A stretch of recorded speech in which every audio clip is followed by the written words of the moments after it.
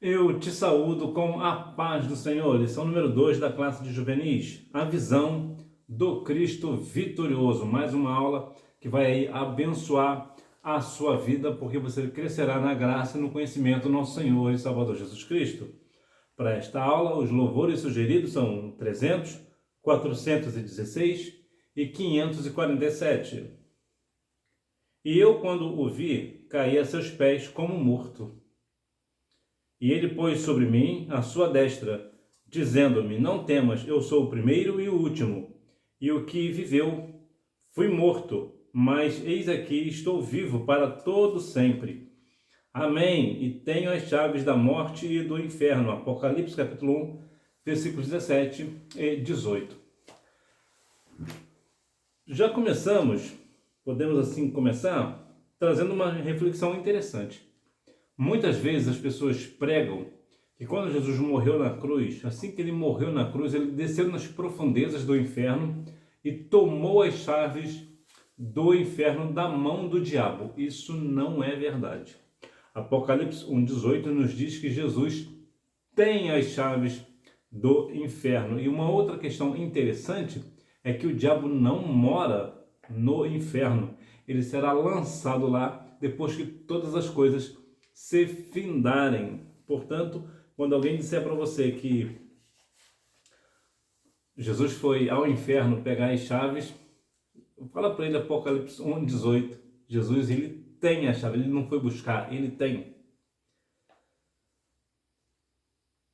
Ao descrever as palavras do Altíssimo, João narra que se virou para ver quem falava com ele. Então viu o Senhor em toda a sua magnificência, com características difíceis de imaginar, talvez de descrever ou compreender em face de nossa limitação humana. O Apocalipse não é apenas uma coletânea de fatos que hão de acontecer no fim da história, mas também a revelação do Cristo vitorioso manifestado em glória. O livro de Apocalipse é um livro bem complexo, é extremamente complexo. Entretanto, e por essa razão, é necessário que se fale dele mais vezes. Apocalipse ele vai nos trazer as questões das coisas que acontecerão, os finais de todas as coisas. E aqui vemos que, ao descrever as palavras do Altíssimo, João ele narra que falava, então ele viu o Senhor em sua toda magnificência. Então ele não conseguia descrever a grandeza, a grande glória do Senhor. É importante notarmos que muitas vezes as pessoas têm essa questão de que vai para o inferno e que vai para o céu, e que Jesus é assim, e que eu vi não sei quem lá no inferno, que eu vi não sei quem lá no céu. Isso tudo é uma falácia. A Bíblia nos garante que o inferno ainda será inaugurado. Ele ainda não foi inaugurado, ele está lá. Ele existe. Mas ninguém vai para o inferno quando morre. A alma ela vai para um lugar de tormento e não ainda no inferno. No inferno as pessoas só irão o anticristo, a besta, o próprio Satanás, as pessoas que não aceitaram a Cristo como Salvador, só vão ser lançados no final de todas as coisas. Então o inferno ainda está vazio. E outra coisa interessante de falarmos é que muitas vezes as pessoas dizem que foi ao céu e viu Jesus à destra do Pai.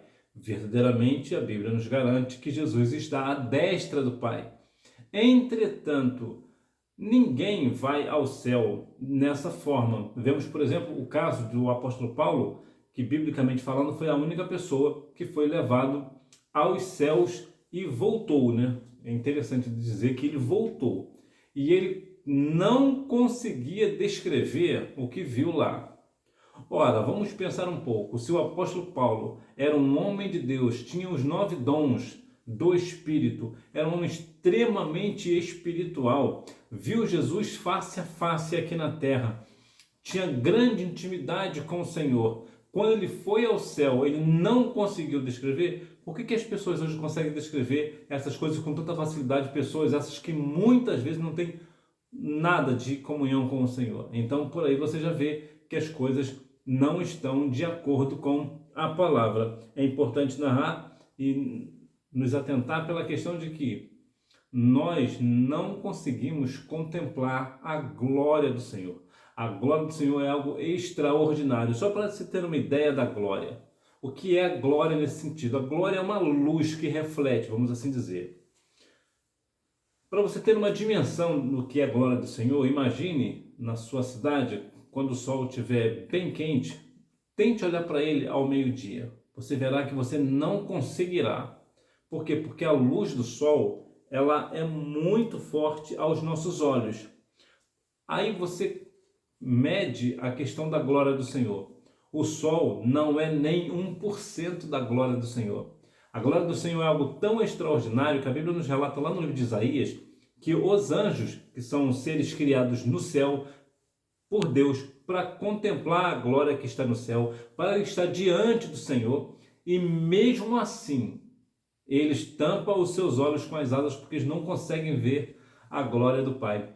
Então vamos imaginar como é que pode uma pessoa agora ir ao céu, contemplar as coisas que estão lá de uma forma completamente normal, ou seja, são maiores do que os anjos. E a Bíblia nos diz que os anjos são maiores do que nós, como vemos lá no livro de Salmos, no Salmos 8, vai falar sobre a questão de que os anjos são um pouco maiores do que nós.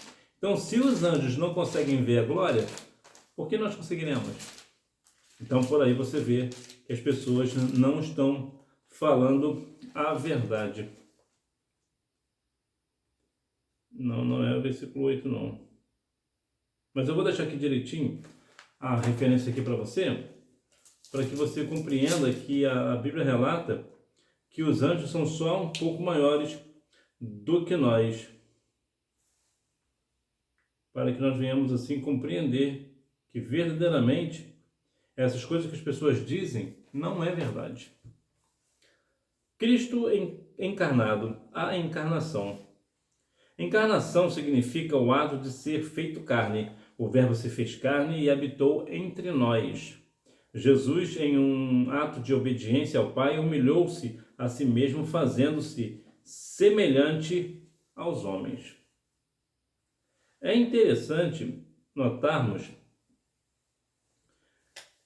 que encarnar é diferente de reencarnar. É completamente diferente.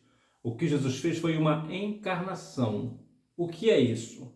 É que ele deixou de ser a sua glória, ele deixou a sua glória lá no céu e desceu e veio em forma de homem, ou seja, ele se tornou carne, o Espírito se tornou carne.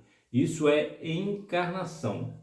O que seria a reencarnação segundo o Espiritismo, que é algo condenado pela Bíblia? Reencarnar, inclusive eles pegam o texto lá de Provérbios capítulo 4, versículo 18, para dizer que a doutrina kardecista tem base bíblica. Não tem base bíblica. Veja que a reencarnação, eles entendem, quando uma pessoa morre, elas vão se reencarnar em outra pessoa, em um outro ser. Aí quando esse ser morrer, ele se reencarna mais uma vez em outro ser. E vai ficando toda a vida nesse ciclo. Toda a vida, vai, até que num grande dia vai ser iguais ou parecidos com Jesus. Essa é a ideia deles. Então isso é algo que a Bíblia condena. Deus não está neste negócio de reencarnação. Mas é importante notarmos que Jesus se fez carne. Então também alguns ramos do Espiritismo também tentam forçar o texto dizendo que se Jesus encarnou, então nós podemos também nos reencarnar. Não podemos e não fazemos isso. E por que não? Porque aos Hebreus capítulo 9, versículo 27, a Bíblia diz que ao homem está dirigido morrer apenas uma vez, vindo depois disso o quê? O juízo. Então nós só podemos morrer uma vez, ou no máximo duas, como foi o caso, por exemplo, de Lázaro. Lázaro foi ressuscitado. Então ele morreu, foi ressuscitado, morreu de novo, acabou. Segue o juízo. Então é importante notarmos que o que a encarnação de Jesus significa para nós É a manifestação do amor de Deus para conosco. O amor de Deus por nós, como diz João 3,16, foi tão extraordinário, foi de uma tal maneira que ele fez com que Jesus se tornasse carne e habitasse entre nós, que é o quê? É o Deus conosco, é o Emanuel. O nascimento virginal demonstrou toda a sua humanidade, conforme os relatos dos evangelhos. Sentiu fome. Veja aqui que interessante que Jesus, ele, apesar de ser Deus, ele agora, como uma pessoa, né, como um homem, né, se tornou carne. Agora, como carne, ele sente o quê? Ele sente fome igual eu e você. Então, por quê? Porque ele tem essa natureza humana, né? Agora, a natureza humana aqui que eu quero dizer, nem a natureza, é o corpo humano, porque a natureza mesmo, a natureza de Jesus era celestial. Mas o que eu quero dizer é que, assim como eu e você sentimos fome, Jesus também sentia. Por quê? Porque ele era homem igual eu e você. Jesus era humano. Há alguma questão interessante que fala que Jesus era 100% Deus e 100% homem. Teoria pela qual eu acredito. Porque verdadeiramente Jesus, ele era de fato 100% Deus, ele era completamente Deus, ele e o Pai é um, como diz João 10:30. E também a questão da humanidade. Jesus também era tão humano que ele sentia fome. Ele também teve sede. Curioso, né, que Jesus, como sendo a água da vida, também teve sede, né? Ou seja, a água sentiu sede. Olha que interessante. Então Jesus, ele também sentiu sede. Ele também se cansou, ele ficou cansado, ele sentia cansaço como eu e você. Ele profundamente chorou, sofreu igual eu e você. Então ele se entristeceu profundamente. Ele também se sentiu desamparado por Deus. Experimentou, inclusive, a morte. Ou seja, Jesus sabe o que é a morte duas vezes. Ele sabe o que é morte, porque ele é Deus, ele é conhecedor de todas as coisas. E ele também sabe o que é a morte e o que ela provoca nas pessoas que ficam vivas, porque ele também morreu. Então ele sabe literalmente o que é morte duas vezes. E veja que Jesus, ele se compadece das pessoas que morrem. Lembra lá do filho da viúva de Naim? Jesus se compadeceu do filho da viúva? Não. Por quê? Porque se estava morto, ele se compadeceu de quem? De quem estava vivo. Quem? A viúva. Então o que ele disse? Mulher, não chore. Ele foi lá, tocou no esquife e ressuscitou aquele jovem. Então Jesus sabe o que é morte porque ele morreu e também porque ele é Deus. Então ele não precisava morrer para saber o que é a morte, porque ele, sendo Deus, ele sabe de todas as coisas. Então Jesus sabe o que é a morte duas vezes. Interessante falar sobre a humanidade de Jesus, que apesar dele ser 100% homem, ele jamais pecou como eu e você pecamos. Nós pecamos, todos nós pecamos, mas Jesus jamais cometeu pecado. Algumas pessoas, parece que com a teoria de Leonardo da Vinci, há quem diga que Jesus tinha um caso, tinha relações íntimas com Maria Madalena. Isso não é verdade. Jesus, ele é 100% homem, 100% Deus. Portanto, ele sendo Deus, ele não pode ter relação íntima com ninguém. Por quê? Porque ele é santo. E a questão dele ser Deus jamais poderia ter uma relação íntima, sexual com uma pessoa humana. Isso é completamente improvável, não tem cabimento, não casa. Isso literalmente não casa. Mas muitas pessoas ainda não acreditam nessa falácia, nessa mentira. Portanto, Jesus, ele jamais pecou. Objetos de sua encarnação. Vir ao mundo para consumar o plano de salvação determinado pelo Pai. Em Jesus temos a vida eterna e não há salvação em nenhum outro. As pessoas inventam formas de adorar a deuses de formas mais variadas possíveis. Entretanto, o fato de Jesus ter se feito carne, né, a sua encarnação, ou seja, o Espírito, né, se tornou carne e habitou entre nós, o Verbo se fez carne e habitou entre nós, Deus se fez carne e habitou entre nós, faz dele uma questão de que era o plano da salvação. Deus tinha um plano de salvação. Qual era esse plano? Enviar a Cristo, seu Filho, para morrer no nosso lugar. Então, esse era um dos objetos de sua encarnação. E também não há ninguém, absolutamente ninguém, que consiga ser salvo se não for por Cristo. Não existe outro caminho, não existe outra verdade, né? A Bíblia nos diz lá em João 14, né? Eu sou o caminho, a verdade e a vida, e ninguém vem ao Pai senão por mim. Portanto, um dos objetivos de sua encarnação é cumprir o plano da salvação e fazer disso deixar claro que não há salvação em nenhum outro nome a não ser no nome santo de Jesus. Cumprir a promessa de Deus a Davi, assentando-se em seu trono. É muito interessante. Foi um trono que será perpétuo, que jamais terminará. Então, como Deus havia prometido a Davi, então ele se cumpriu. Exercer em seu ministério os ofícios de profeta, sacerdote e rei. Então veja aqui uma questão interessante. Exercer 3 ofícios. Qual é? O de profeta. Também a questão do sacerdote e também de rei, porque ele é o rei dos reis e senhor dos senhores. Ele é o nosso sumo sacerdote. Ele é o nosso profeta, o grande profeta, porque Jesus falava de todas as coisas que iriam haver de acontecer. Manifestar o amor de Deus a todos. Alguma linha teológica, no caso aí o calvinismo, diz que Jesus não morreu para todos, morreu somente para os escolhidos. Tese essa, doutrina essa, pela qual, respeitosamente, eu discordo. Por que eu discordo? Porque a Bíblia é clara.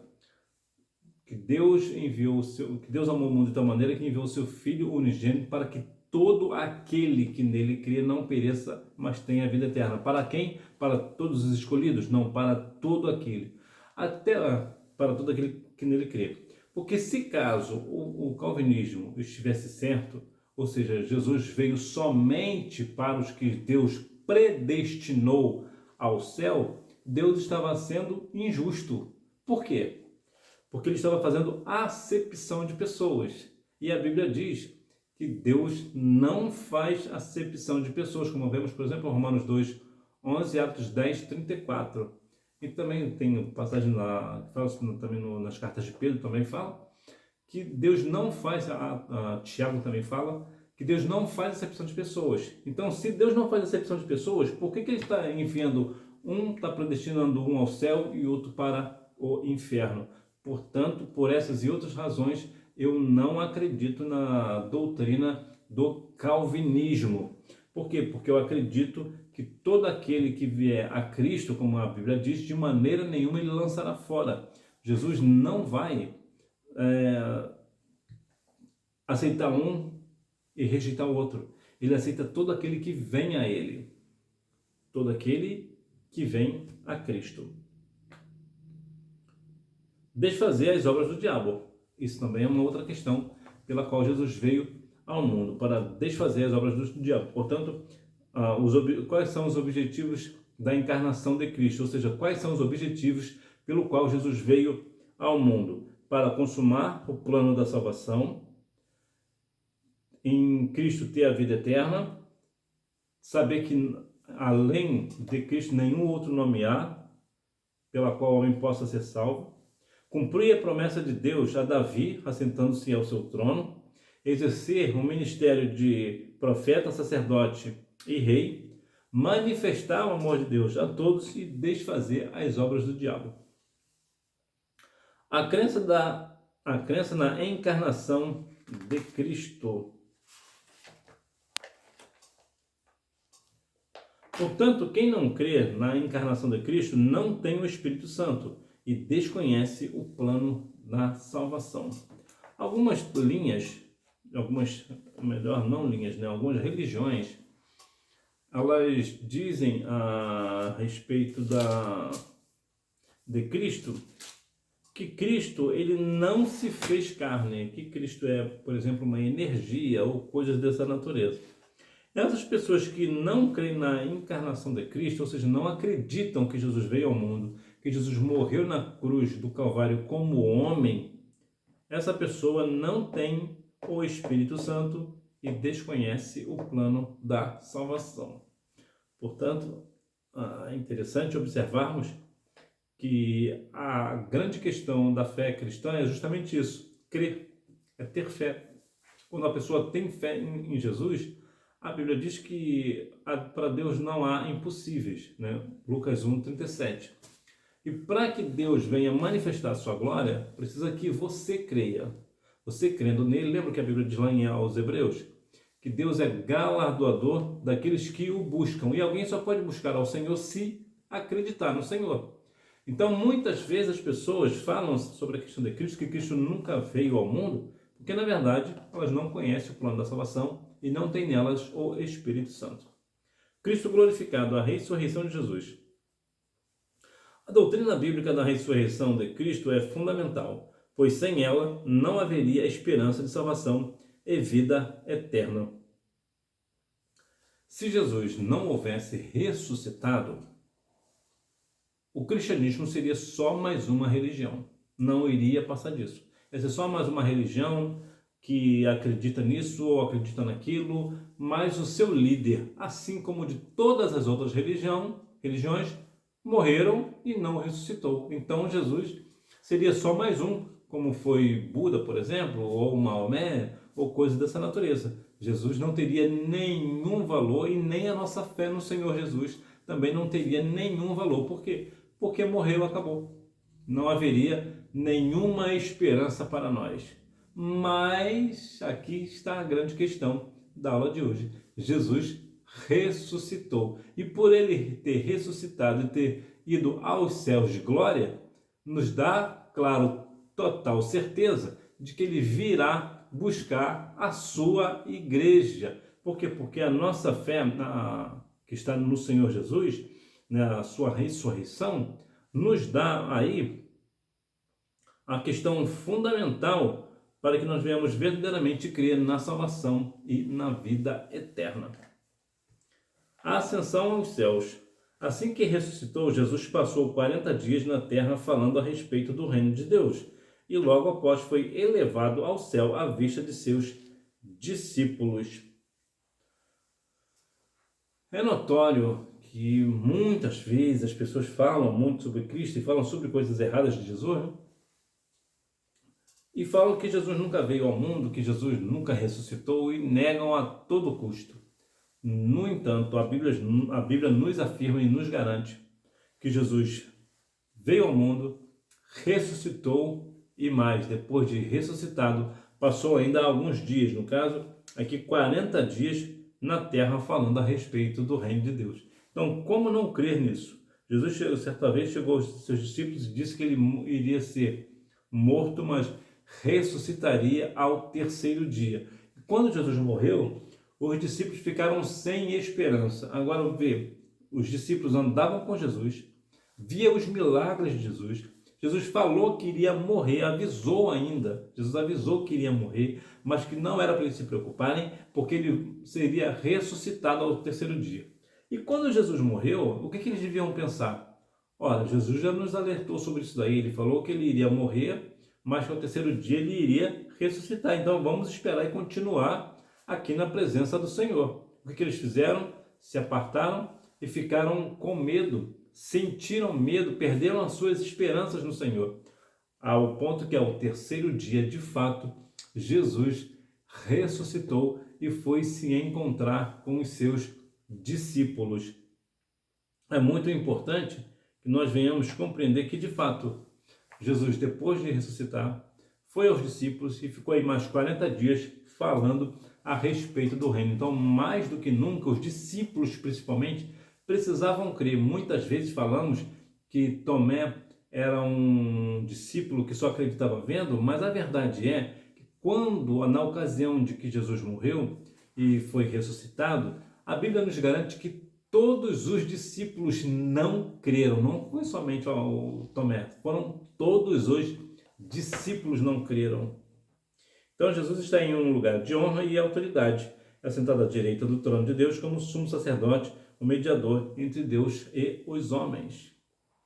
Bênçãos provenientes de sua ascensão. A primeira bênção é a certeza de sua salvação e presença conosco todos os dias. Essa promessa se cumpre através do Espírito Santo em nós e no meio da igreja. A segunda bênção é a garantia de Cristo, de que Cristo voltará para buscar a sua igreja. Então vemos aqui a promessa se cumpre através do Espírito Santo em nós e também da igreja. O Espírito Santo ele atua entre nós, porque são algumas bênçãos pela qual veio a questão da ressurreição de Jesus. E também a segunda bênção é a garantia de que Cristo, voltará para buscar a sua igreja, assim como ele nos prometeu. A segunda vinda de Cristo, a visão do Cristo vitorioso. Em absoluta majestade e poder, Jesus demonstra que tem o domínio sobre a igreja, a humanidade e a história. Como vimos, sobre ele repousa toda a autoridade nos céus e na terra.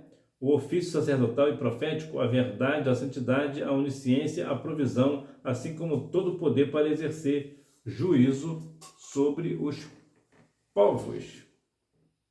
Vemos aqui um Cristo vitorioso.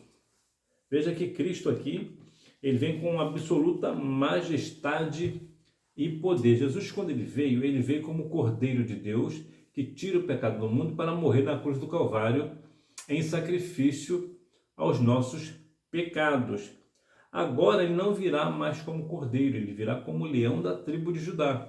Ele virá, agora, por exemplo, ele está como advogado, mas ele virá como juiz. Até agora nós colocamos as nossas causas em suas mãos e ele vai advogar a nossa causa. Mas naquele grande dia ele virá para julgar todas as nações com poder e grande glória. Ele tem um domínio aí sobre a igreja, sobre a humanidade, sobre a humanidade e a história. Ele repousa com autoridade nos céus e na terra. No seu nome há todo o poder está sobre o Senhor Jesus.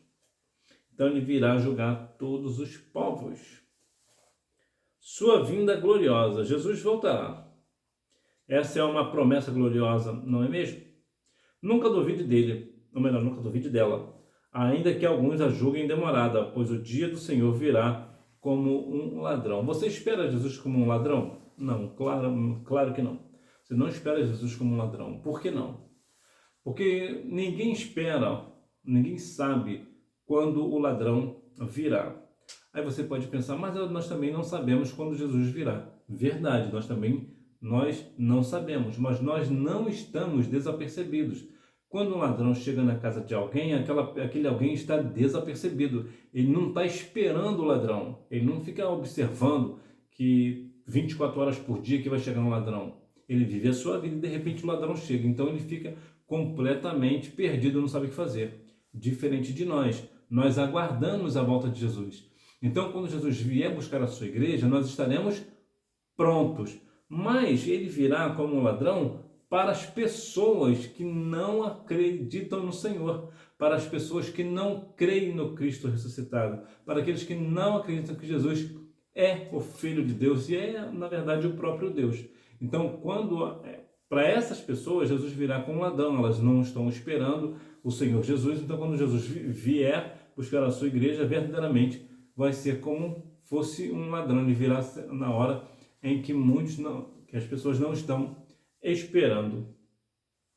O arrebatamento. Os que guardarem a sua palavra por ela também serão guardados no dia em que a grande aflição virá sobre o mundo. Ou seja, a igreja genuína não participará do derramar da ira de Deus, do período chamado de a grande tribulação. Portanto, ame a vinda do Senhor e encha-se de esperança. A igreja será levada aos céus para se encontrar com Jesus. Nessa questão do arrebatamento, Jesus não coloca os seus pés na terra. Ele esperará por nós nas nuvens, nós subiremos. Depois disso, começará imediatamente o período da grande tribulação. O que é o período da grande tribulação? É um tempo que durará 7 anos. Os 3 anos e meio primeiros, os primeiros 3 anos e meio da grande tribulação, será de uma paz aparente. Aparentemente o mundo terá paz. Por quê? Porque estará aqui o anticristo, ele já estará governando o mundo, mas o mundo ainda não sabe que ele é o anticristo. As pessoas ainda não entenderam que ele é o anticristo. E como o povo de Deus já não está mais aqui, ele agirá livremente e começará a fazer as coisas de acordo com a vontade que as pessoas querem. E o que as pessoas querem? As pessoas querem um mundo de paz. Então, aparentemente, é isso que terá. Não haverá guerra, cessará todas as guerras, vai ficar tudo numa perfeita paz. Aparente, uma paz aparente. Ou seja, vai ter aparência de paz, mas não é uma paz. Então, quando as pessoas se derem conta que isso se dará aos 3 anos e meio, aí as pessoas entenderão que, de fato, aquele é o anticristo. Aí começará, de fato, a grande tribulação, a perseguição, a questão da besta. Aí vai começar realmente a grande tormento das pessoas que estiverem aqui. É interessante notar também que neste período haverá salvação. Por quê? Porque o Espírito Santo não será retirado da terra. Ele não sairá. As pessoas ainda... Só que, claro, é muito mais difícil se salvar na segunda chamada. É muito mais... Se na primeira é difícil, imagina na segunda. Então, as pessoas crerão que aquele é um anticristo e algumas pessoas ainda serão salvas. Aí na grande tribulação, quando findar os 7 anos, aí o Senhor Jesus virá com os anjos e com a igreja que ele arrebatou para aniquilar de fato o anticristo. Então aqui veremos o grande Cristo glorioso, vitorioso. Por quê? Porque estaremos juntamente com ele. Que maravilha! Então, portanto, nós devemos ter a compreensão de que a igreja de Cristo não passará pela grande tribulação, como diz aqui Apocalipse 3:10, né?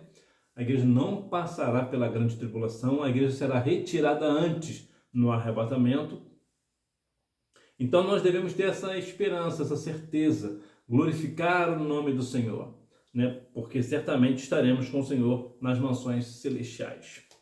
O aparecimento triunfal de Cristo. No final da grande tribulação, Jesus virá revelando o anticristo, a quem ele desfará pelo assopro da sua boca e aniquilará pelo esplendor da sua vinda. Seu retorno triunfal será testemunhado em todo o globo terrestre, pois conforme nos garante o livro das revelações, todo olho verá, até os mesmos que os transpassaram. Eu sempre gosto de deixar essa parte clara, porque há muita confusão dentro da questão cristã acerca de que algumas pessoas dizem que o arrebatamento é secreto, outras dizem que não. Por que não? Porque a Bíblia diz que todo olho verá. Bom, vamos dividir este negócio conforme a Bíblia nos garante. O arrebatamento da igreja, ele é secreto. Somente os salvos subirão. Somente os salvos ouvirão o som da trombeta, né? Somente os salvos. Então nós subiremos. Mas por que a Bíblia diz que todo olho verá? Todo olho verá quando Jesus voltar com a igreja que ele arrebatou para destruir o anticristo. Aí sim, todas as nações verão que verdadeiramente Jesus é o Cristo que eles não creram.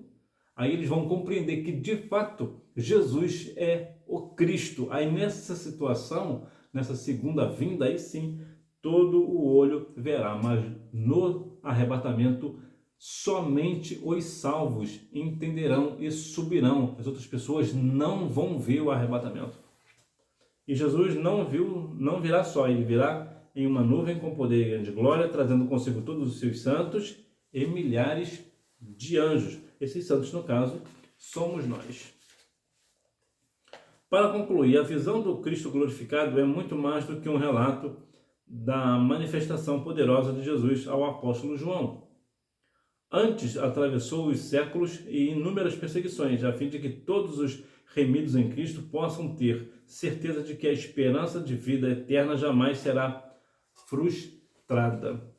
Em outras palavras, ainda que as pessoas falem, eu ouço isso aí desde quando eu era criança, Eu ouço meu avô, minha avó, minha mãe, minha tia falar que Jesus vai vir, mas Jesus nunca vem buscar a sua igreja. Bom, muitas pessoas têm, tomam isso como se fosse uma verdade. Ou seja, já que Jesus não veio até hoje, então ele jamais virá. Isso não é verdade. A Bíblia nos garante que ele virá, e ele virá. O mundo querendo ou não, Jesus virá. O cristão dentro da igreja, querendo ou não, Jesus virá. Por que o cristão dentro da igreja? Porque tem muitas pessoas dentro da igreja que não acreditam mais na volta de Jesus. Inclusive, a volta de Jesus é um tema que é muito pouco falado nas igrejas. Quase não se falam mais. Se falam tanto de bênção, de prosperidade, disso e daquilo, mas não se fala do importante, que é a volta do nosso Senhor e Salvador Jesus Cristo.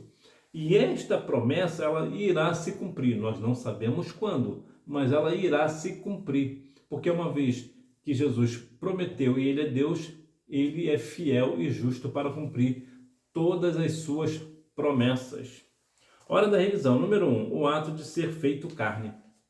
Número 2, para a compreensão do plano da salvação. Número 3, segundo as Escrituras, essa promessa se cumprirá em 2 etapas: o arrebatamento da igreja e o aparecimento triunfal de nosso Senhor. Número 4, a igreja será levada às nuvens para encontrá-los nos ares. 1 Tessalonicenses 4,17. Segundo nos é revelado, precisamos vigiar, porque tal encontro será repentino. Ninguém sabe o dia nem a hora. Mateus 25:13. Número 5. No final da grande tribulação, Jesus virá revelando o anticristo, a quem ele desfará pelo assopro da sua boca e aniquilará pelo esplendor da sua vinda. 2 Tessalonicenses, capítulo 2, versículo 8. Uma outra questão que eu quero falar para você é a respeito de que ninguém sabe o dia nem a hora. É muito interessante nós observarmos que Jesus disse certa vez que nem o Filho sabe o dia da volta dele.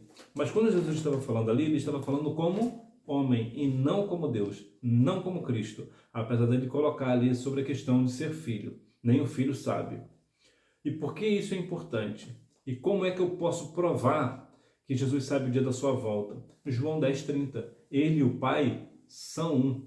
E como Jesus é Deus, ele é onisciente, ou seja, ele conhece todas as coisas. Se Jesus não soubesse o dia que ele irá buscar a sua igreja, ele deixa de ser onisciente. Por quê? Porque vai ter uma coisa que ele não conhece. Ele não sabe de uma coisa. Então, se ele não sabe de uma coisa, ele deixa de ser onisciente, então ele deixa de ser Deus. Então, portanto, Jesus sabe quando que ele virá. Entretanto, quando ele falou como homem. E ele tanto sabe quando vai vir, que ele deu os trâmites que acontecerão. Vai acontecer isso, ele começou a listar. Haverá guerra, rumores de guerra, e depois virá o fim. Ou seja, Jesus, ele sabe quando ele virá buscar a sua igreja. Que Deus em Cristo continue abençoando a sua vida e que nós venhamos continuar tendo a visão do Cristo vitorioso, que nós venhamos continuar glorificando o nome santo do nosso Senhor e Salvador Jesus Cristo, que vive e reina para todo sempre. E você me vê na próxima aula, se Deus quiser. Tchau!